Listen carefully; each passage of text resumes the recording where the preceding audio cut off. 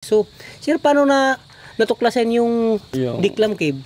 Well, ni sir, kining magpatanil kami ng balon, hukay kami sa balon, yun sa ilalim ng balon, accidentally cave sa ilalim. Yun ang na-discover namin.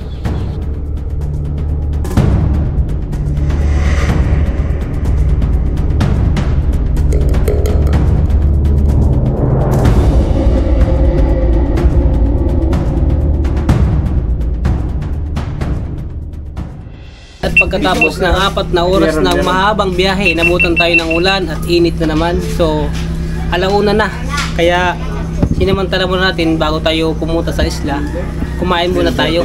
Kasama si Melber Fibra TV.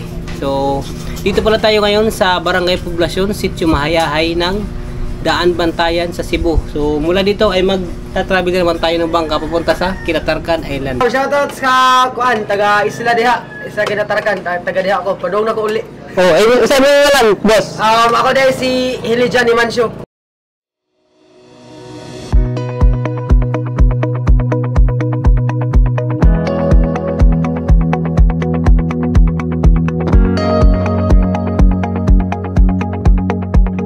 So ayan, kakatapos lang natin mananghalian ng alauna ng hapon. Kaya nandito tayo ngayon sa Pantala, itong Sitio Mahayahay ng Barangay Poblasyon. At dito ay tatawid na tayo gamit itong bangka papunta sa isla ng Kinatarkan.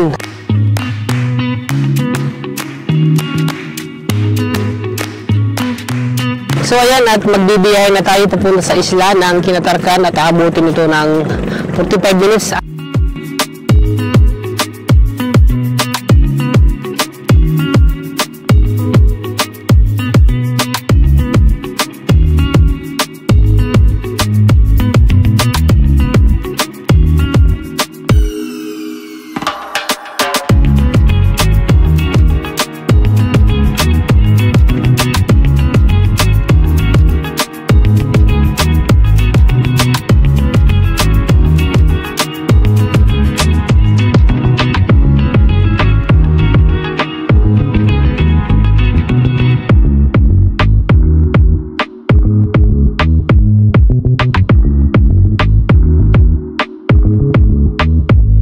So, kita natin dito na napakalinaw yung tubig. So, dito pala sa baybayin, makikita natin yung mga damo at yung mga corals doon sa unahan.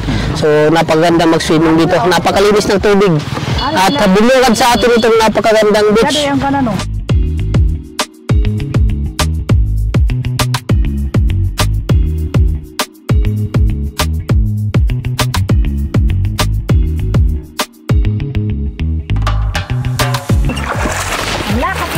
So ayan, pagkalipas ng 40 minutes na ating travel ay narating natin itong sitio puzzle ng Barangay Kinatarkan. So dito ikutin natin kung ano yung pakay natin mamaya. So bubugad pala sa atin itong napakagandang beach. So para sa mga residente dito, meron lang ito. Pero para sa ating mga minsan lang makapunta dito, napakaganda nito.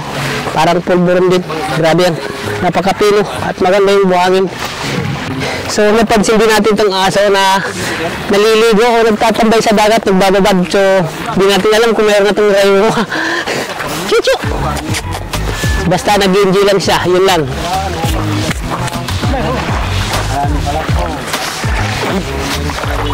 Kaya pala, maraming mga bangka dito. Yung mga bangka na yan, na nakikita natin. So itong isla, dahil nga malaki ito, ay sakop ito yung 3 barangay. Barangay ng Langub, Hagdan at yung Kinatarkan, na kung saan yung ating pangunahing pakay ngayong hapon. So tara, let's go!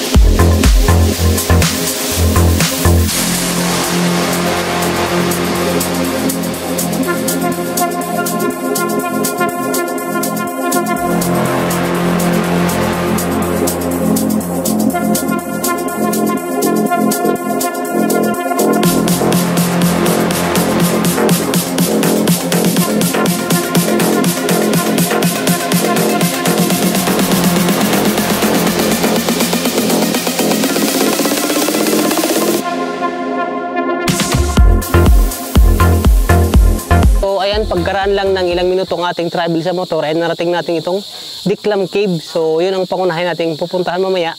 Agaw pansin lang sa akin itong halaman na parang grapes.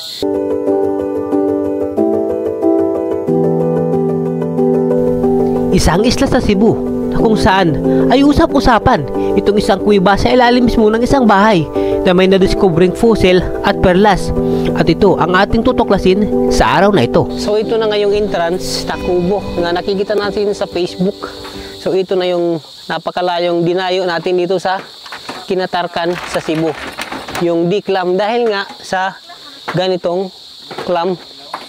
Ito yung clam na tinatawag, kaya tinawag itong kubo na the Diklam Cave. So bago pumasok sa ating pakay ay kailangan mo nating mag-record ng pangalan. So ayan.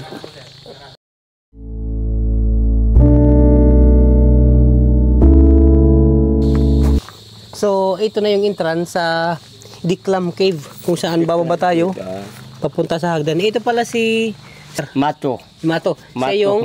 Sila yung may-ari nitong Diklam Cave at sila yung nakatuklas. So, sir, paano na natuklasan yung Diklam Cave?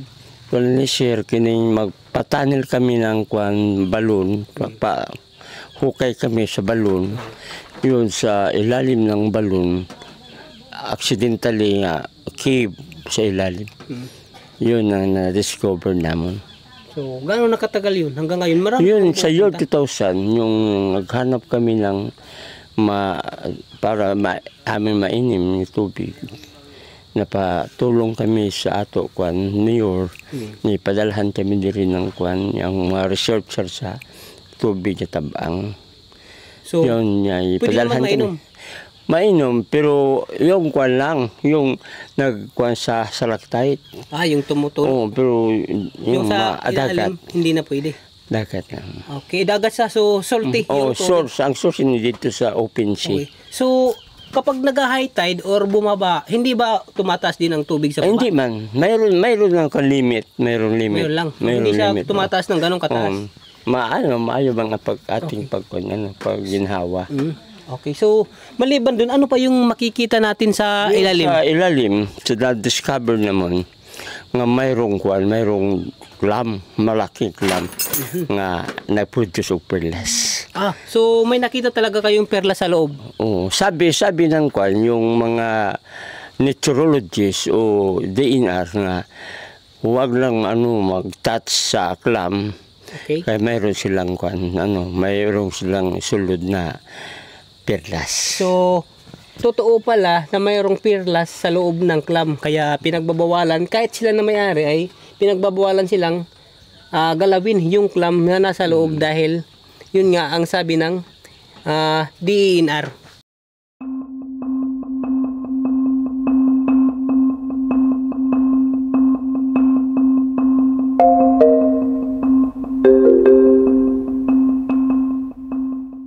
So, makikita natin itong hagdan. Kanila na itong pinasadya.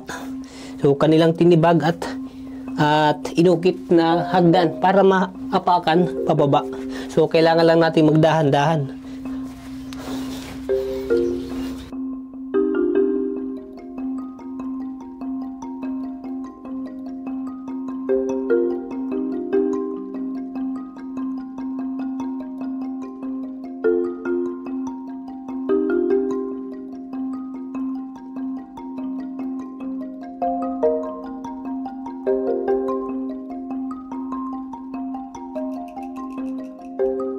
So, ayan. At nandito na tayo sa loob ng Diklam Cave. So, nakakamangha. Napakalinaw ng tubig na ating nakikita dito ngayon. At itong tubig na to, ayon kay tatay, ay halo na siya ng seawater. So, medyo maalat siya. Kaya, ayon sa nag-analyze ng tubig dito galing sa kanilang munisipyo, ay hindi na ito pwedeng inumin. Ngunit itong nanggagaling sa taas ay pwede siyang mainom. So naglagay sila ng sahod dito sa taas. So mayan, makikita natin na dyan kinukuha nila yung tubig, kinokolekta pa timba, at ito naman ang kanilang iniinom. Dito sa mga nakikita natin dito sa labas, ano yung makikita ulit doon sa loob? Dito, Oo. yung Japon, yung mga clay Japon. Mga clay, mga dito.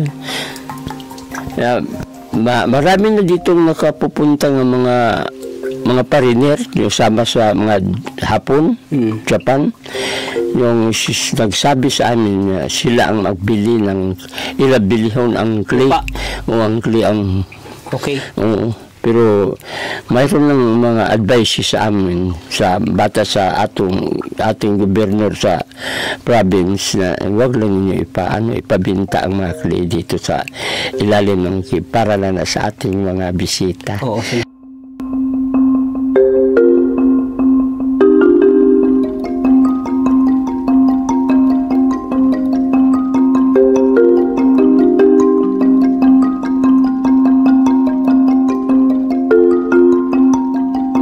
So, ito yung mga tubig na dumadaloy dito sa stalagmites. Ito yung tubig na pwedeng inumin. So, ayon kay tatay kanina, pinag-aralan na ito ng kanilang munisipyo dito sa lungsod. At ito ay na-aprobahan na pwede itong inumin. So, actually, meron silang ginagawang sahod dito. At itong tubig na dito ay pwede itong inumin. So, ano ang nakukuha natin tayo dito sa tubig? Of energy, sabi ng Dr. Tan sa Tungwa Hospital. Rich of energy. So, punta sila dito, nag-lecture siya sa mga fellow doctors, mga nurses. Sinabi niya nga, ito nga tubig mas maganda, ito nga tubig rich of energy. Yung makainim ka mga 3 kaglas na tubig. Compare na siya sa 8 glasses, siya to sa 11 glasses nag-required sa mga doktor sa health na inumin natin. So, napakaganda. Sa 3 baso lang ng tubig nang galing dito sa stalagmites, kung ikukumpara sa normal na tubig na 8 baso, kailangan mo lang ng 3 basong tubig galing dito sa stalagmites at ito yung katumbas niya sa 8 baso. So, titikman natin yung tubig.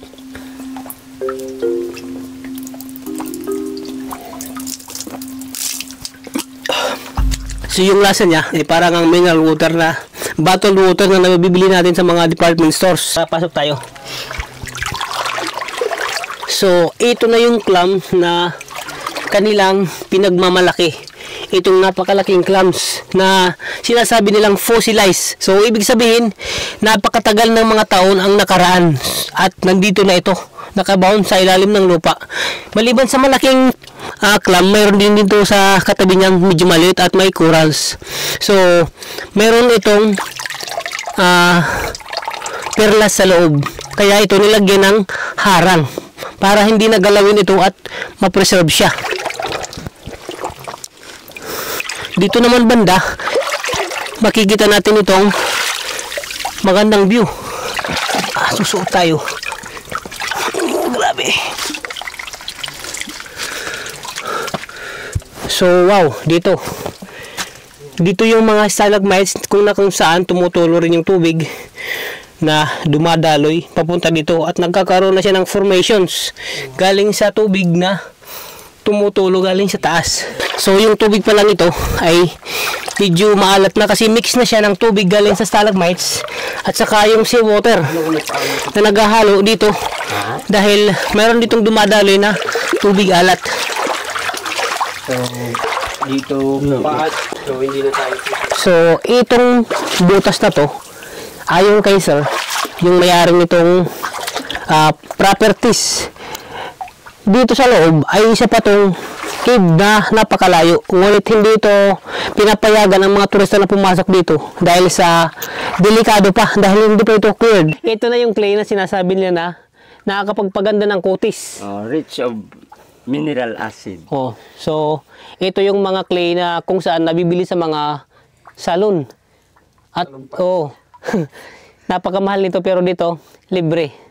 Punta lang kayo dito sa kanila. Mag-apply na siya. Ang amoy niya ay amoy wala, normal lang. So, ang kinatatakutan ko lang nito, paglabas ko dito, mukha na akong artista, yun ang delikado. So, ayan. Subukan natin mamaya ilang minuto kung ano yung mangyari. Babadawan ko na yung mukha ko. Ang parang napansin ko sir, parang ano eh. Parang after, parang Glass king, glass. Dimbanlaw. Sir, tabang nga di. tabang. Oo. So, dito naman tayo kumuha ng pambanlaw kasi ito.